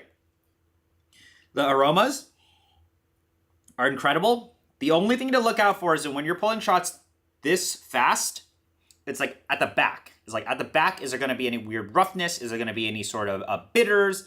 Are you going to taste things falling apart? If you taste things that are falling apart, it's most likely due to the grinder not being able to handle that type of flow rate. I feel very confident with 01 that it can handle that type of flow rate. And second of all, we'll look at the puck and all of that after. But here we go. Although I guess maybe this is not the correct way to look at the puck now because I've just run extra water through it. Anyway. Here we go. Avensi Wave Cup, by the way, is great. As you see, I don't really stir anymore with the glasses, or I don't need to stir with the spoon. I just swirl the cup, and it integrates a lot of these things here. Let's taste it when it's hot. This may be great, may be bad, but I pulled a very similar style of shot here, just like you're kind of in the blind with a flare in terms of temperature.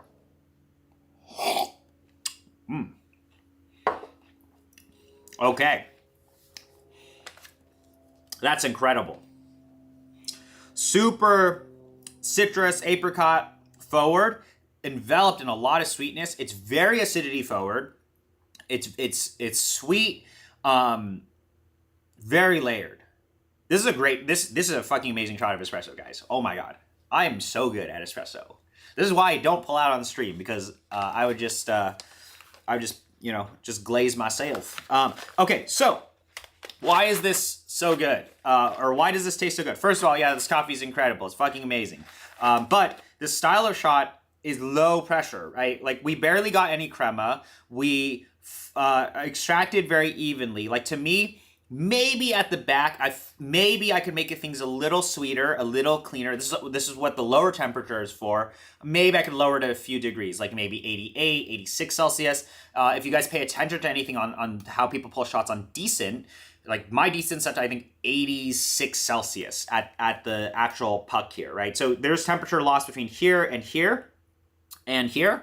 And that kind of really helps round things out at the back. So you're kind of getting two effects here where I think our temperature was low enough where it could compensate for the flow rate. We have a grinder that can withstand that, and we have coffee that can withstand this level of flow. But this is so layered. There's so much happening with this espresso.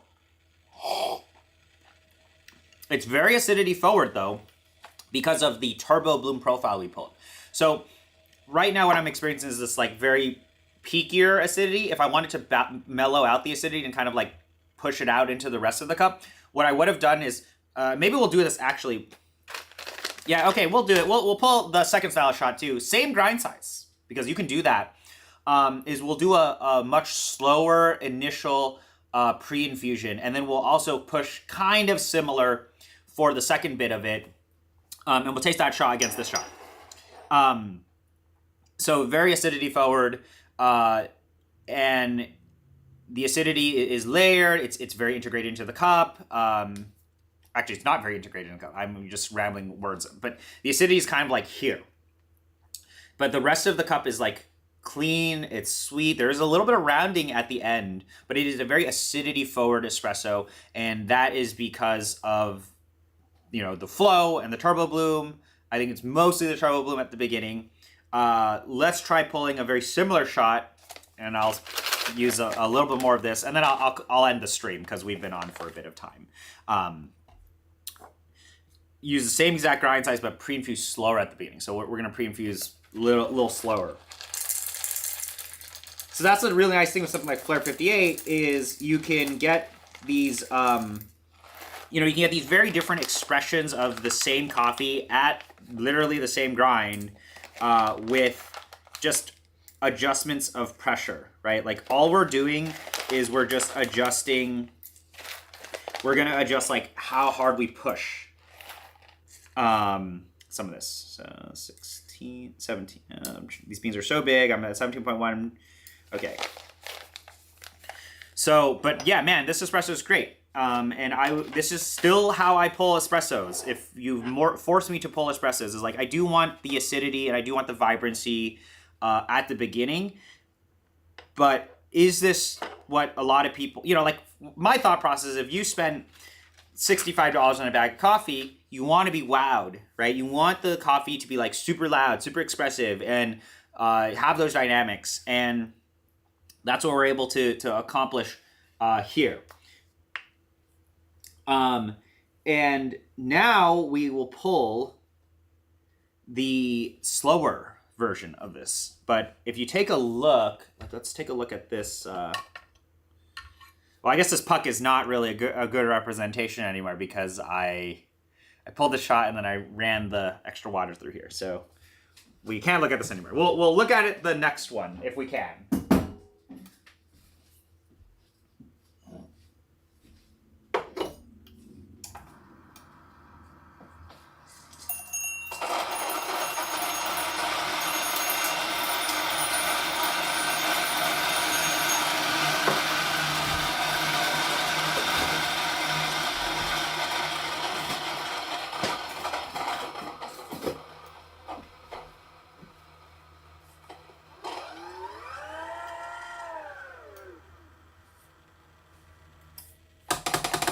Okay, so I'll keep this one around. I'm not going to use the same cup, unfortunately, because I only have one of these, as I mentioned earlier on the stream. I only have one Avensi Wave, full Avensi Wave size glass.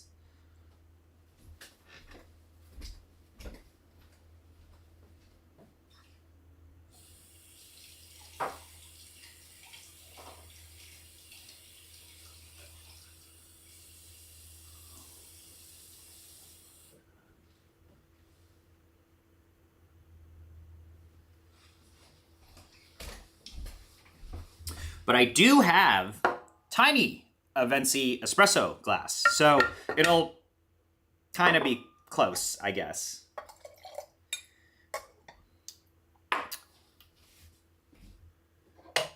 So we'll do the same thing, but at the beginning, instead of that like 1 second pre-infusion, right, we'll do a longer pre-infusion. I feel that I think I made a video on this a long time ago, but I was using the San Remo. I wasn't using the flare. So maybe we'll cut this out into a stream VOD and you guys can review and see. But again, my dose is 17 grams and I'm pulling to closer to 60. I'll stop at 59 or somewhere very similar, like I did earlier. But because I have the flare, I can kind of manipulate pre-infusion time and just make things like very, very slow, right? Which is like pretty fun. And that's what makes the flare very fun. So we'll try to do the same exact shot, but you know, grind size is the exact same. This is just a pure manipulation of pressure. And our shot before was 15 seconds and it's tasting amazing or it's tasting amazing to me, right? I don't think this style of shot is for everybody. So that's why we're doing this style of shot, which has the slower, I'm just burning myself there, slower pre-infusion at the beginning. And I think I need to see what this kettle is reading. I need to add some more water into this kettle, make it a little cooler. This is set to 90. So I think when you are pulling slower shots, it is okay to use hotter temperatures. But because we're still trying to aim for this really fast exit flow rate, or I would really say ramp up flow rate, where we see the pressure go down, see the flow go up, lowering temperature is good, but I'm going to keep the temperature the same, which is 90 Celsius here on the kettle here. And, you know, I poured the filters cold. I guess technically the internals of here have gotten heated up, but, you know, it'll be close enough.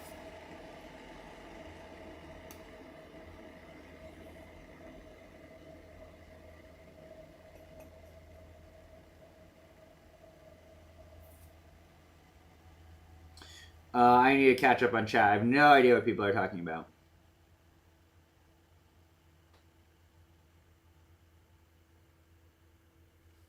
So we're pulling this Altieri again.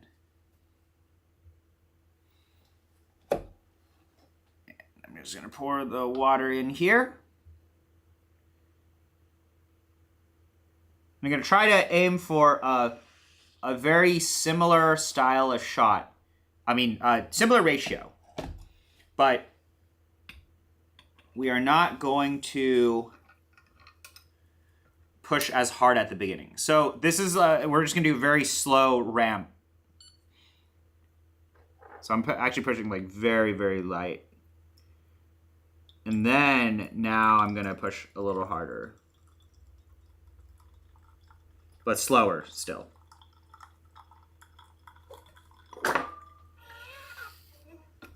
So instead of, okay, there is a slight difference here, but that's because I'm so coarse on this.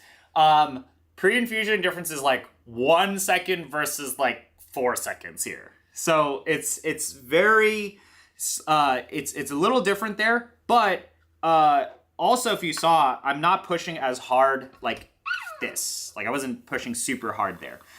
My exit flow, or I'm sorry, exit ramp up pressure is still in the same area, but because it's coarse, right, the biggest difference here is like the initial slam of water and pre-infusion time. Like how long is that bloom in the puck happening, right? The turbo bloom is 1 second, is like one, and then so you go like this, then this.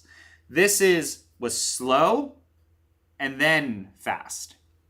So there's a slight difference here in the pre-infusion time. And we finished like, I think 17 or 18 seconds here versus the first was like 14, 15 seconds. So there's a few more seconds of pre-infusion there. But, you know, this is very fast in the context of espresso.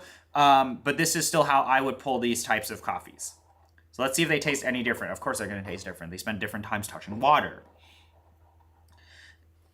But also, again, really great coffee. So the expression, basically, it's just like, what is the expression difference here? This is the Altieri. This is the second shot. Almost TR Dutch. mm.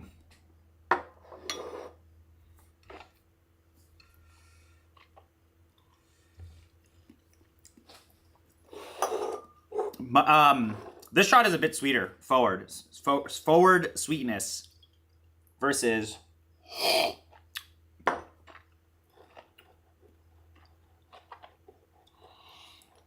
I would say like acidity forward, right? So that's the thing is like, even though there are a few seconds difference on a flare, and if you're pulling this style, you should still observe a very different perception. Although like this to me, if I do think about what people enjoy, I do think this is still slightly acidity forward because I think our grind is a little too coarse in general for the more like balanced and sweet espresso. But it is, you know, this one is still a bit more acidity forward. I'm gonna let this one cool more before we taste. But when it was hot, this was like much more louder in terms of acidity presentation. This is much more, I would say, sweetness forward. The acidity is a little more tamed. And that's just because, generally speaking, this is a little slower of a shot. Or a slower flow, I would say, in the initial introduction. I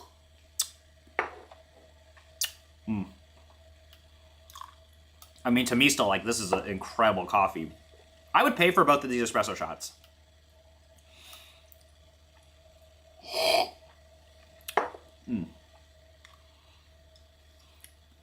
Both are very loud, actually, in terms of acidity, but the presentation is quite different. This is much more pointy, sharper acidity, which is the stuff that I enjoy. Sharper acidity. This is less sharp. More balanced, right? It's like the acidity is being a little more tame, actually. And that's because the shot was a few seconds slower.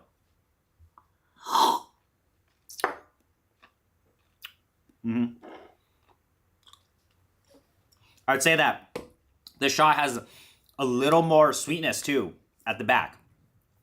At a sacrifice of that initial acidity. This is a spit cup. I can drink it, too. It's... But yeah, you know, like, that's the thing with the flare is like, it is stylistically, I think these two shots are still on the brighter side for a lot of people, but they are very different. Like, let's let this one, I'm trying to cool this down. So that's the nice thing with these Aventi wave cups is we can like really, really cool the coffee down very, very quickly. And they're thinner, so they help cool things down even faster. But I mean, more so, this is like the reason why we are doing this type of shot. Well, okay, let's give it another taste, right? So now that these are both cooled down, maybe I'll edit this into a VOD. So that's what we'll do. So now that these are both cooled down, we have 14, 50 seconds long shot versus your 17, 18 second long shot. The biggest difference is a few seconds of pre-infusion. And also just generally how hard I was pushing on here. But because we're very coarse and we're using faster flow, we're using great coffee, right? Like we're using coffee that can benefit from the flow. The biggest difference is kind of just like pre-infusion here, if that makes sense. Or initial saturation of the puck.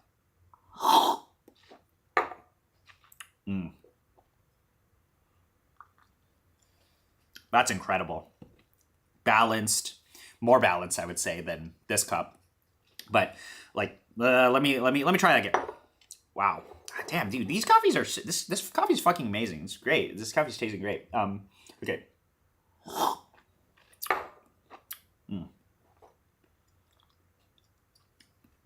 Balanced, more balanced.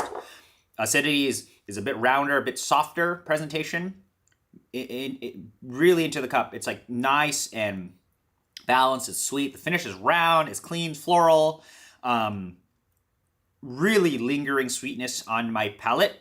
And the initial hit of acidity is on the brighter side. It's crispy. It's vibrant, but it's not sharp. This here, first shot we pulled.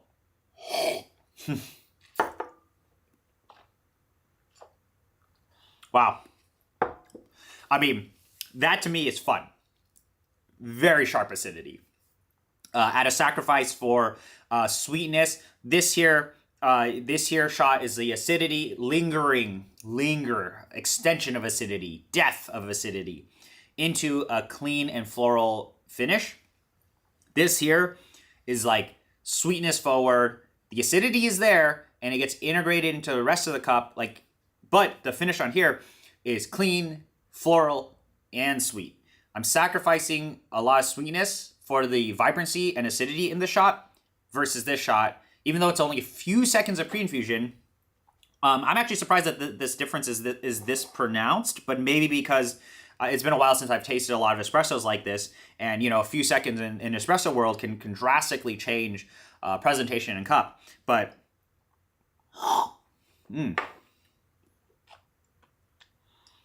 this is what I think a lot of people would enjoy. This might be a little too loud for people, right? A little too acidity forward.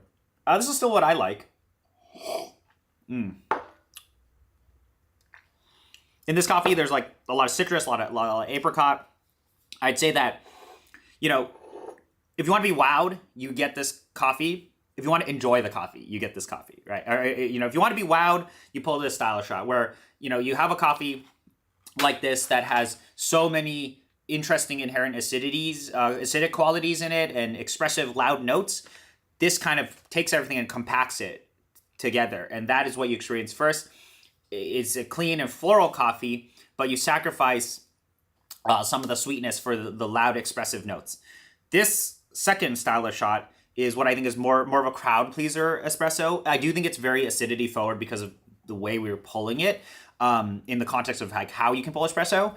But it is much sweeter. It's much more balanced. Because we're doing a faster flow, and this specific coffee is very like citrus forward, we get some of that in, but the finish of it is like super sweet, super clean, super floral.